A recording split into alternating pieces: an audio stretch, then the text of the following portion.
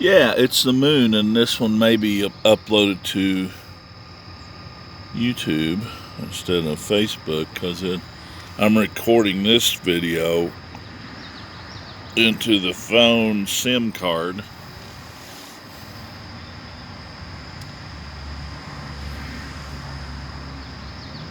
And the camera behaves a little different sometimes.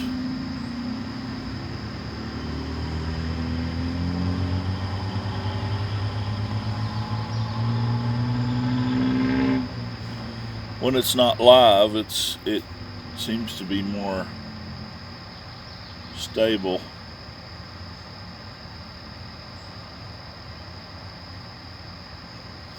When I'm not live on Facebook. Anyway.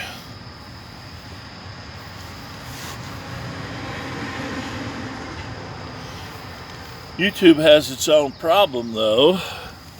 Apparently there's some topics you can't talk about, even if you're doing astronomy. Like a calendar for a certain group of people that were captured by the Babylonians and probably were influenced by their 70 years of captivity.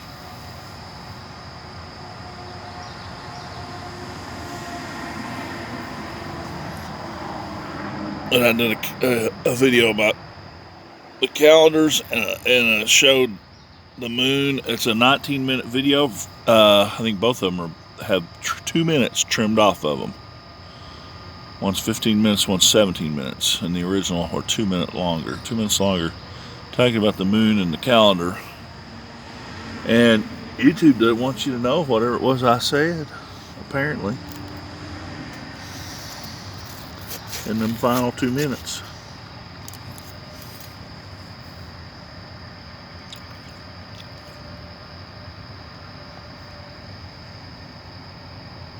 Wasn't hateful.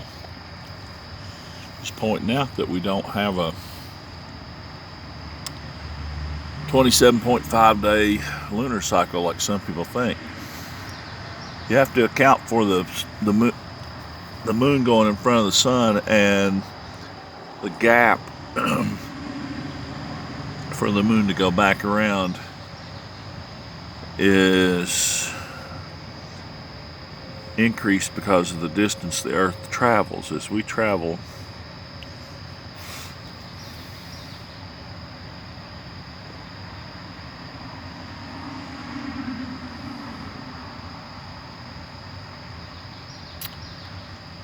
toward the sun after midnight, we're going, I'm trying to help you visualize how we, in the orbit, we're going,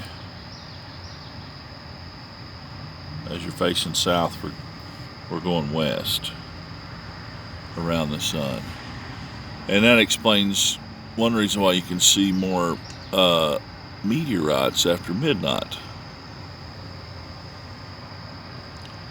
Oh well, I didn't mean to go over 3 minutes. So I can make this a short. I may do another one here and try to stay under 3 minutes. But keep that in mind, after midnight, if you're looking for meteor showers, most often you can set an alarm and get up at, say, 2 o'clock, 3 o'clock, something like that, maybe even 4 o'clock like I did this morning. The problem is, there's so many dang satellites now. So many satellites streaking around. After about 4:30 in the morning on this long summer days and short nights, the satellites are zipping around everywhere. And of course, this morning we also heard some jet traffic.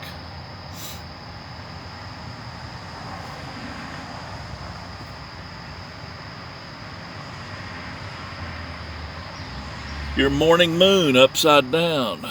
And keep in mind, when you go from Crescent Point to Crescent Point, or either way, in a half, or when the moon appears split in half, it'd be the first quarter, the last quarter. You can draw a line through that moon and it'll point you south, if you didn't know that. The other thing you can do is when you draw that line between the top or the bottom and the top. This is upside down, so that's the South Pole, that's the North Pole. You can draw draw that line through there. Draw it in your mind's eye. You should be able to draw a perpendicular line, 90 degrees, through the moon, and it'll point you towards where the sun comes up, but not exactly at it. We'll about see. We may see that here in a little bit. We'll see. And maybe I'll go get my binoculars so I can swing around quickly from the horns of the moon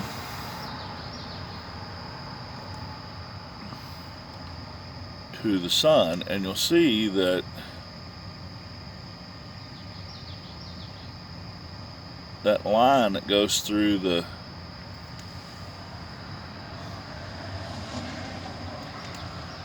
would dissect the crescent of the moon and point toward the sun.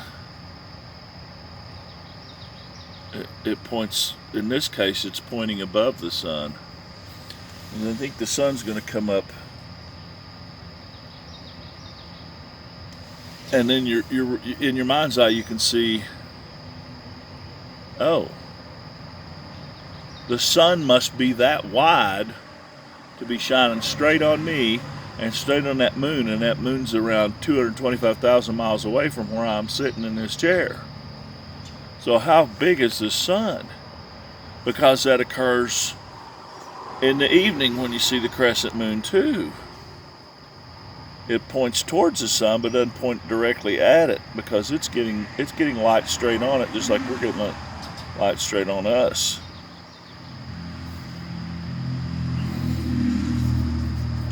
And there may be some, astronomy expert that would say, well, that's not the best explanation, but, it makes most sense to most folks, I would think. If you're looking at something in the distance and the light is shining on it and you, and it appears to be shining straight on it, straight just like it's shining on you, that must be one big huge light. I mean, no matter what do you think the distance is to the moon, it's pretty good evidence that the moon is pretty small compared to the sun. And when you see an eclipse, most of the time the moon can cover the sun pretty completely. I think there is an eclipse coming up that's almost 7 minutes long in North Africa, maybe. And that's because the moon, when that occurs, is going to be at its closest in its orbit. The eclipses that we had in America, if you traveled all the way to the center of the path of totality, I think it was just barely over 3 minutes. So this is almost going to be twice as long. The ones that we saw, we didn't quite get all the way to the center of path of totality, and both the one we saw in Indiana and down north of Cooksville, Tennessee, I can't remember the years, was it 2022 and 2017? They were quite a few years apart, but still, it was a phenomenal experience, and I'm sorry if I couldn't convince you to go, because it was pretty awesome. We had a 11-year-old, I think at the time, that was very impressed, especially with being able to see Venus during the daytime, in the middle of the day, not at sunrise or sunset. You can see Venus all the time. Just like you can see the moon during the daytime, and some people are like, well, the moon has to be giving its own light. If that's the case, if we can see it in the daytime, it has to be shedding its own light. It can't be reflecting the sun. I don't know where you get that logic.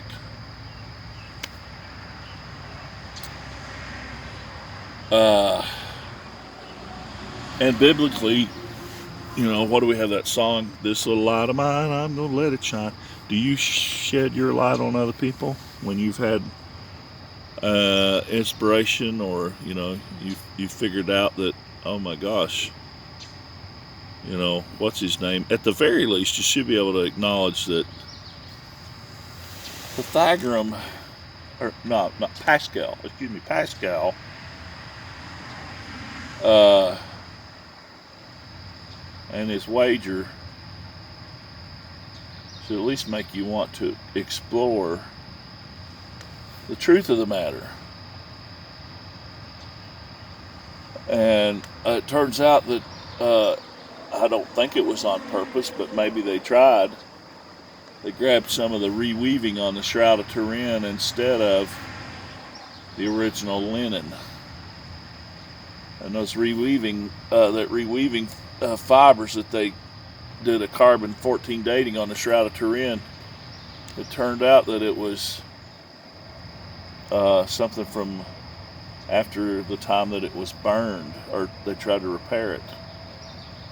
And whoops, lo and behold, they tried to claim it was from the 13th or 14th century, something like that, based on the cotton.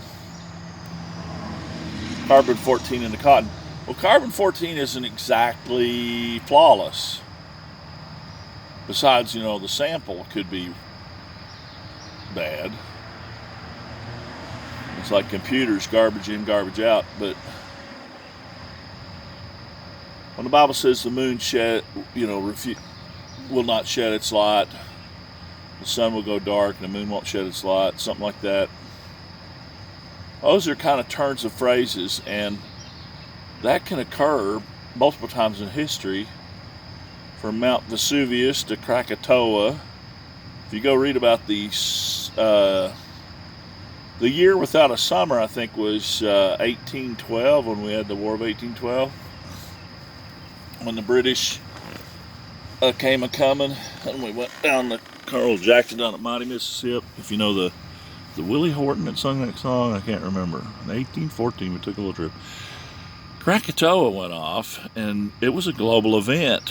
The volcano in the South Pacific, and of course the global empire that was Britain, had news of that, witnesses of it, and it affected the weather to where the Thames River froze over, I think, a lot more than usual.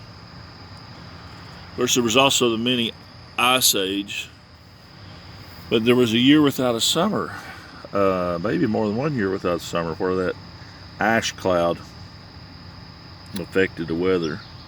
Same thing happened after the temple was destroyed. They had earthquakes in like 66 or 65 AD, maybe 62 AD, somewhere in there. In the first century, they had a series of earthquakes that shook Pompeii and all those resort retreats, elite retreats, over on the western side of the Boot Hill of Italy. Well, not the Boot Hill, I guess it's a little farther up the Boot. But they had kind of, you might say, a warning, harbingers of something coming. And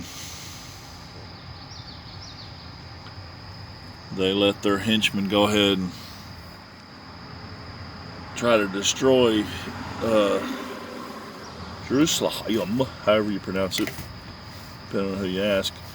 They tried to destroy it, and did, in 70 AD, and lo and behold, about 72 AD, or somewhere in there, the volcano went off and buried Pompeii. It's now a tourist attraction. They haven't unburied all that, and it looks like they had not finished even fixing the damage from the earthquake. And you can bet the sun did not shed its light, or sun went dark, and the moon did not shed its light after all that ash cloud was in the sky, just like we saw in our lifetime. Some of us, if you were aware, the Mount St. Helens made for some interesting sunsets for a few years, and probably sunrises, although I don't remember seeing those. I remember people talking about them though. Oh yeah, that ash is still in the air. I can see it in the sunset. Maybe. Have a great morning. I'm gonna get me some breakfast besides watermelon. That's what I've been munching on here. If you've heard me crunching on something, it's watermelon.